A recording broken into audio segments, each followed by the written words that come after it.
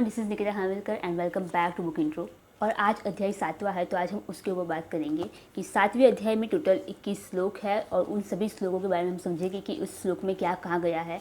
क्योंकि चाणक्य नीति एक ऐसी बुक है जो सालों पहले लिखी गई है, लेकिन आज भी उसके जो नियम है, नीति नियम है, अगर उसे हम फॉलो करें तो हमारी ज़िंदगी बहुत आसान हो जाएगी। क्योंकि ज़िंदगी जीने के लिए हमें हमारी ज़िंदगी में कुछ ना कुछ मोरल्स होने चाहिए, कुछ ना कुछ रूल्स होने चाहिए।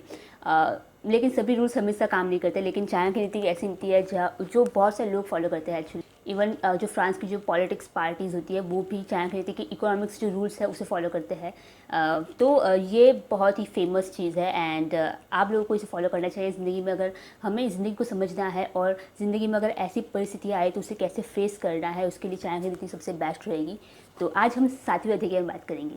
तो जो 7वां अध्याय है उसमें टोटल 21 श्लोक है और हम उस सभी श्लोकों को आराम से एक एक बार समझेंगे कि उसमें क्या कहा गया है और ये हमारी ज़िंदगी में कैसे असर करता है आज भी।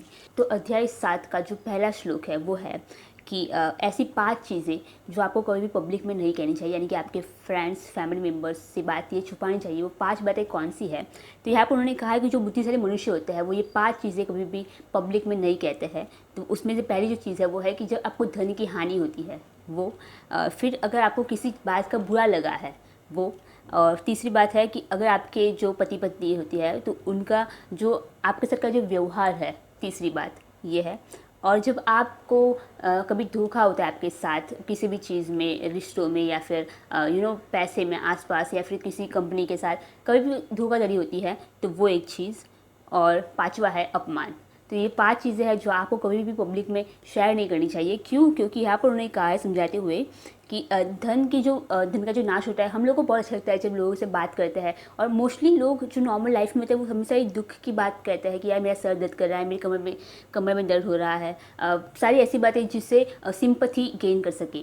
तो ये एक चीज़ होती है। लेकिन सच में जो भी पीड़ा होती है हमें, जो हमें दर्द होता है, वो सिर्फ हम ही सहन करते हैं, तो लोगों को उससे कोई फ़र्क नहीं पड़ता है। ऐसा एक क्वाट भी है कि जो 90% लोग होते हैं उन्हें कोई फ़र्क नहीं पड़ता है कि आपको ज़िंदगी में कितने दुख है, आप कितने दुखी है।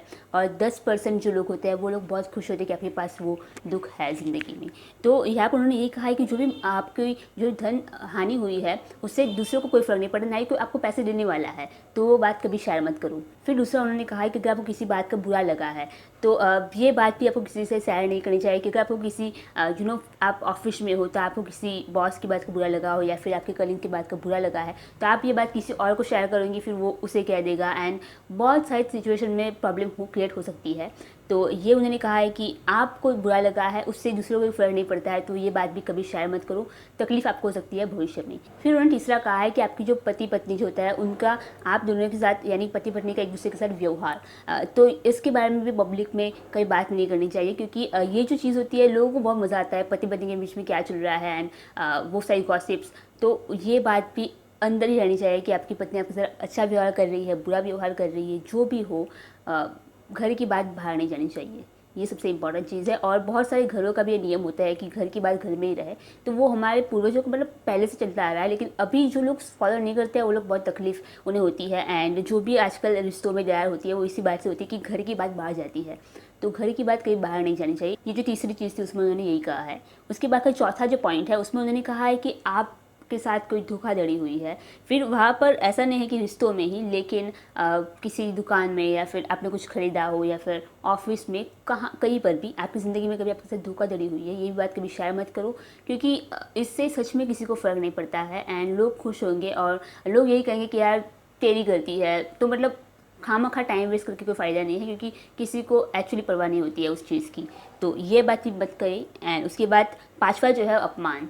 तो आपका किसी ने अपमान किया है, ये बात कभी भी किसी के साथ शेयर नहीं करनी चाहिए। क्योंकि लोग आपकी हंसी उड़ाएंगे, मजाक उड़ाएंगे कि, और उन्हें लगेगा कि आपका जो कैरेक्टर है वो लोग एज्यूम करेंगे। कि कोई भी आजकल जानने की कोशिश नहीं करता है कि आप किस टाइप के इंसान, लेकिन लोग हमेशा एज्यूम ही करते हैं कि ये इस टाइप के इंसान होगा या इसके साथ ये हुआ। किसी को सच्चाई पता होती नहीं है आपकी ज़िंदगी के बारे में। तो ये 5 चीज़ें बहुत इंपॉर्टेंट हैं, ये आप कभी भी किसी के साथ शेयर मत करो। उसके बाद का जो दूसरा श्लोक है उसमें उन्होंने कहा है कि कभी भी व्यवहार में कभी भी शर्म संकोच नहीं रखना चाहिए। तो यहाँ पर उन्होंने इस चीज़ को समझाते हुए कहा है कि जब आप पैसे की लेन देन कर रहे हो या फिर आप उधार ले रहे हो या फिर आप लोन ले रहे हो, उस वक्त आपके दिमाग में जो भी चल रहा है, जो भी डाउट्स है, उसे क्लियर करनी चाहिए। पैसे को लेकर हमेशा क्लियर रहना चाहिए, क्योंकि पैसे जो होते हैं वो बहुत इंपॉर्टेंट है, लेकिन बहुत सारे रिश्ते उसी की वजह से ख़राब होते हैं। तो पैसे में हमेशा ही क्लियर रहो। उसके बाद उन्होंने कहा है कि भोजन करते वक्त आपको बहुत क्लियर रहना है, यानी कि बिल्कुल भी शर्म संकोच नहीं रखनी है। तो मतलब खाने में भी शर्म संकोच नहीं, क्योंकि अगर ऐसा सिचुएशन है कि आपको अभी खाना है ठीक से, उसके बाद आगे जाकर होटल्स नहीं है, तो आप खा सकते हो, भरपूर खाओ। तब ऐसा नहीं रखना है कि यार लोग देखेंगे कि यार मैं इतना ज़्यादा खा रहा हूँ, क्योंकि आपको पता है कि आगे यह परिस्थिति होने वाली है। तो ऐसा मत करो कि यार नहीं खाना, क्योंकि आपकी परिस्थिति आपको पता है। तो खाने के वक्त बिल्कुल भी शर्म संकोच नहीं रखना चाहिए। दूसरी एक चीज़ है कि आजकल क्या होता है कि हमारे जब होटल्स में जाते हैं तब लोग बहुत ही अजीब अजीब नाम की चीज़ें होती है एंड हम लोग खाते हैं उसे।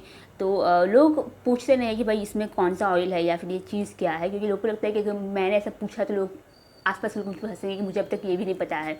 तो एक ऐसा इंसिडेंस हुआ था मेरे साथ। मेरी एक दोस्त थी, जो हम लोग पिज़्ज़ा मंगाया था एंड पिज़्ज़ा में जो ऑलिव्स होते हैं, तो उसने पूछा ही नहीं कि यार ये चीज़ क्या है, एंड उसने खा लिया। एंड नेक्स्ट डे पता चला कि उसको उससे एलर्जी थी एंड उसकी जो बॉडी थी उसके ऊपर ये चीज़ हो गई, मतलब खुजली होने लगी उससे बहुत ज़्यादा। तो ये चीज़ हो सकती है। अगर उसने उसी वक्त कह दिया होता कि यार ये चीज़ क्या है, तो हम लोग कहते कि भाई ऑलिव्स है ये, तो वो नहीं खाती उस चीज़ को। लेकिन तो मतलब ये चीज़ हो सकती है, लेकिन आप कह देते हो, बिल्कुल शर्म नहीं रखनी है। जो नहीं पता है वो नहीं पता है, जो पता है वो पता है। तो ये बहुत इंपॉर्टेंट है। तो खाने में बिल्कुल भी संकोच नहीं रखना चाहिए। जब आप पैसे उधार ले रहे हो या फिर दे रहे हो किसी को, तो वो भी एकदम क्लियर रहना चाहिए हमारे दिमाग में कि हम क्या कर रहे हैं ज़िंदगी में।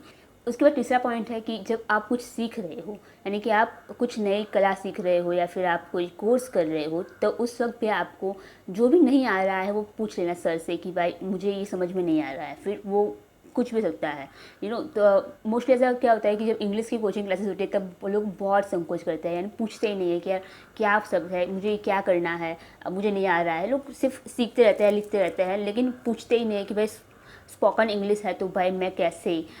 तो इस चीज़ को लेकर बहुत ज़्यादा होता है। एंड कंप्यूटर क्लास, ये दो चीज़ जो होती है यहाँ पर लोग बहुत संकोच करते हैं। तो ये कुछ भी सीख रहे हो, आप पैसे दे रहे हैं, आपको ये सीखना है, तो आपको एकदम क्लियर रहना चाहिए कि मुझे सच में आया या नहीं आया। तो ये तीसरी चीज़ थी जो आपको ज़िंदगी में जब आप ये व्यवहार कर रहे हो तो आपको कभी भी शर्म या संकोच नहीं रखना चाहिए।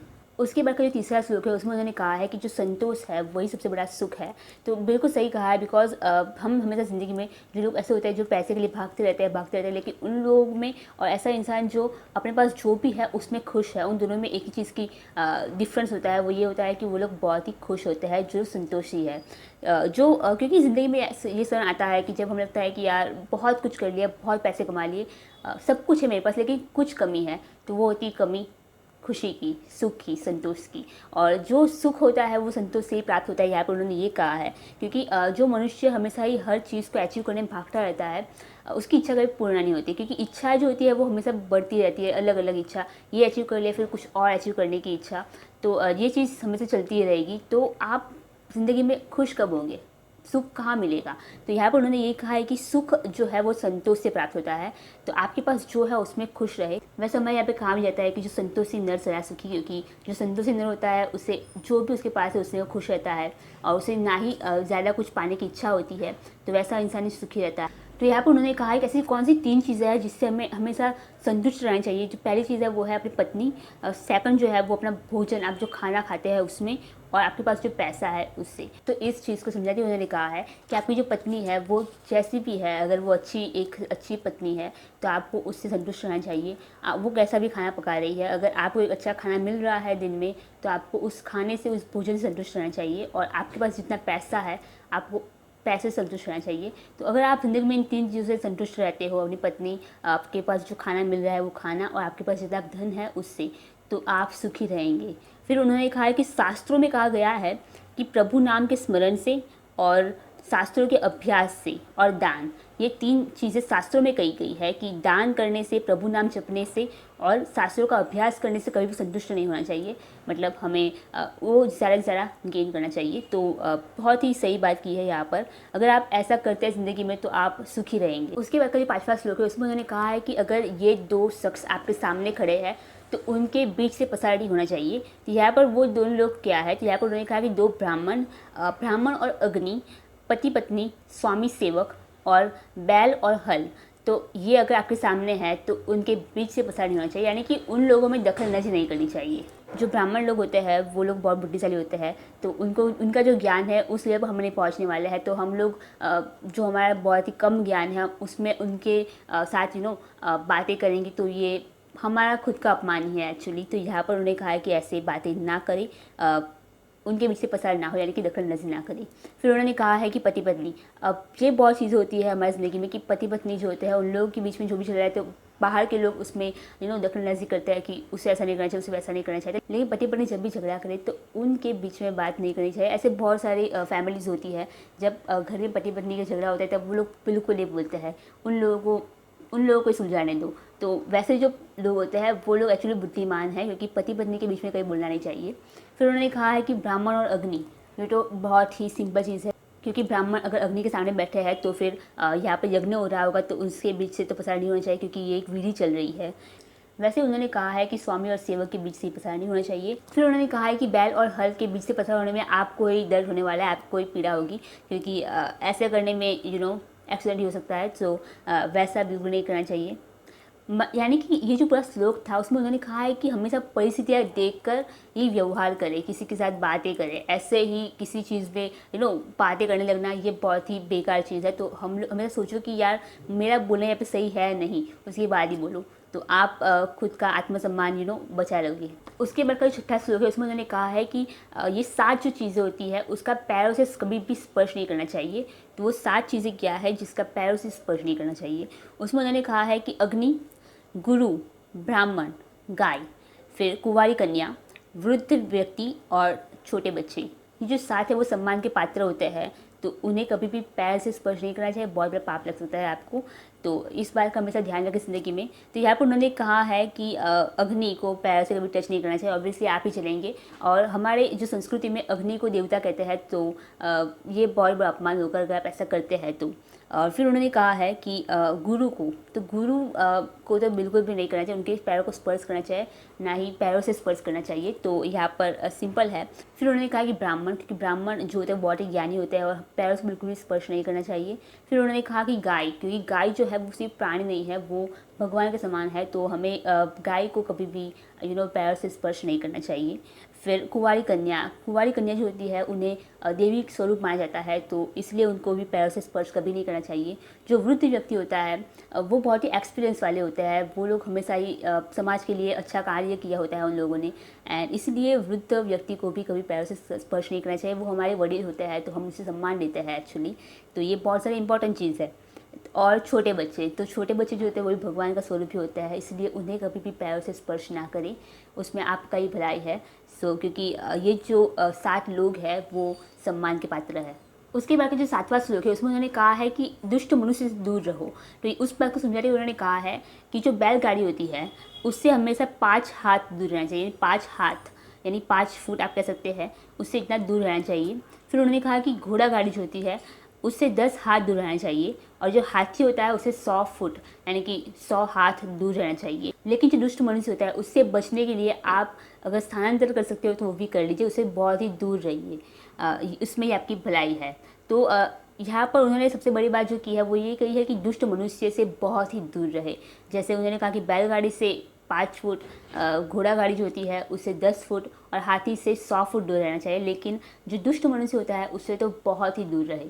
तो ये बिल्कुल सही है। हमने दुष्ट मनुष्य के ऊपर बहुत पहले ही बातें कर ली है कि वो हमारी ज़िंदगी में कैसे तहलका मचा सकते हैं, वो हमारी ज़िंदगी को कैसे बर्बाद कर सकते हैं, क्योंकि उन लोगों को उसमें बहुत मज़ा आता है, ना ही उनका ज़िंदगी का कोई गोल होता है और वो दूसरों की लाइफ में इंटरफेयर कर करके उनकी ज़िंदगी बर्बाद कर लेते हैं। उसके बाद का जो 8वां श्लोक है उसमें उन्होंने कहा है कि दुष्ट लोगों का संहार करना चाहिए।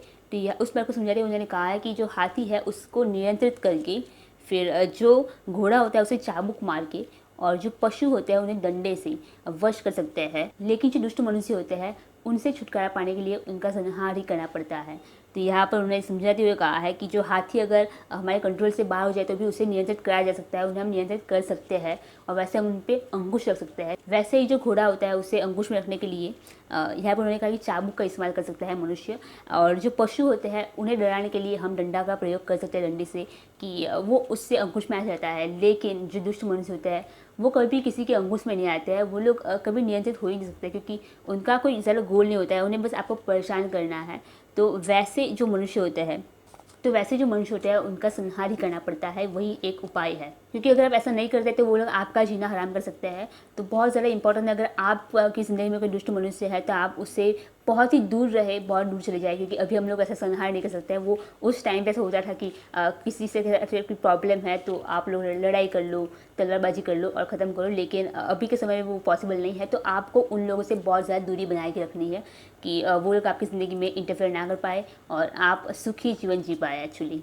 उसके बाद का जो 9वां श्लोक है उसमें उन्होंने कहा है कि दुष्ट की प्रसन्नता। तो यहाँ पर उन्होंने कहा है कि जो ब्राह्मण होते हैं वो भोजन से तृप्त होते हैं, उससे खुश होते हैं। जो मोर होता है वो अगर बादल की गर्जना हो, जब बारिश होने वाली है उसके पहले का जो टाइम होता है तब वो मोर बहुत ज़्यादा खुश होता है। फिर उन्होंने कहा है कि जो सज्जन मनुष्य होते हैं वो दूसरों को सुखी देखकर खुश होते हैं, लेकिन जो दुष्ट मनुष्य होते हैं वो दूसरों को मुसीबत में देखकर खुश होते हैं। तो यहाँ पर उन्होंने फिर से दुष्ट मनुष्य की बात की है। तो यहाँ पर उन्होंने ये चीज़ एक पॉइंट आउट किया है कि दुष्ट मनुष्य कैसे होता है। उसके बाद जो 10वां श्लोक है उसमें उन्होंने कहा है कि शत्रुओं को कैसे वश किया जाए। अगर आपको अपने शत्रु को वश करना है तो आप उन्हें वश कैसे कर सकते हैं। तो यहाँ पर उन्होंने कहा कि 3 प्रकार के शत्रु होते हैं। एक ऐसे शत्रु जो आपसे बलवान होते हैं, तो उन्हें वश करने के लिए आपको क्या करना है, आपको व्यवहार कुशल बनना है, यानी कि आपको उनके साथ अनुकूल व्यवहार करना है, अच्छा बिहेवियर रखना है, तो आप उन्हें वैसे वश कर सकते हैं। फिर उन्होंने कहा है कि अगर आपका शत्रु समान है, आपके जैसा ही है, तो आपको उसके साथ विनय से अच्छे से व्यवहार करके सम्मान देकर आप बातें कह सकते हो कि क्या हम कैसे कर सकते हैं आगे। तो अगर आप ऐसा करोगे तो आप ही सफल होने वाले हो। फिर उन्होंने कहा कि तीसरा शत्रु जो दुष्ट है, जो बुरा है, तो ऐसे शत्रु को वश करने के लिए आपको उसके साथ प्रतिकूल व्यवहार करना है, यानी कि उसके साथ बुरा व्यवहार करना है, क्योंकि वो जो कर रहा है वो हमको वैसा ही करना है और आप उसे वश कर सकते हैं। क्योंकि जो दुष्ट मनुष्य होता है उनका कोई इलाज नहीं है, उसके साथ दुष्टता से ही व्यवहार करो और आप जीत जाओगे। तो यहाँ पर उन्होंने 3 शत्रु की बात की है, एक समान, एक बलवान और एक दुष्ट।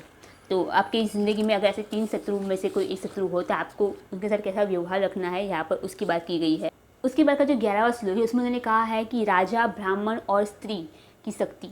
यहाँ पर उन्होंने कहा है कि राजा का जो बल होता है वो उसके सैन्य में होता है, उनकी जो सेना होती है उसमें ही राजा का बल छिपा हुआ होता है। ये बिल्कुल सही कहा है उन्होंने बात। और उसके बाद उन्होंने कहा है कि जो ब्राह्मण जो होते हैं उनका जो बल है वो उनके ज्ञान में है, वैसे ही जो स्त्री होती है उनका जो बल है वो उनकी सुंदरता, उनकी यौवन और मधुर व्यवहार में है। तो उन्होंने कहा कि राजा का जो बल होता है वो सेना में होता है। हमारे हिस्ट्री में हमने देखा है कि बहुत से राजा, पराक्रमी राजा थे, लेकिन उनकी जो भी जीत उन्होंने हासिल की वो उसका श्रेय सेना को भी जाता है, क्योंकि जो सेना होती है वो बहुत ज़्यादा इंपॉर्टेंट होती है, क्योंकि वही लोग आगे लड़ने वाले हैं। तो राजा ने जितनी भी हासिल किया है, जो भी जीत हासिल किया है, उसमें सेना का भी बहुत बड़ा श्रेय होता है। फिर उन्होंने कहा है कि जो ब्राह्मण जो होते हैं उनका बल ज्ञान में है, क्योंकि ज्ञान जो होता है उससे ही उनको सम्मान मिलता है और आदर सत्कार होता है उनका।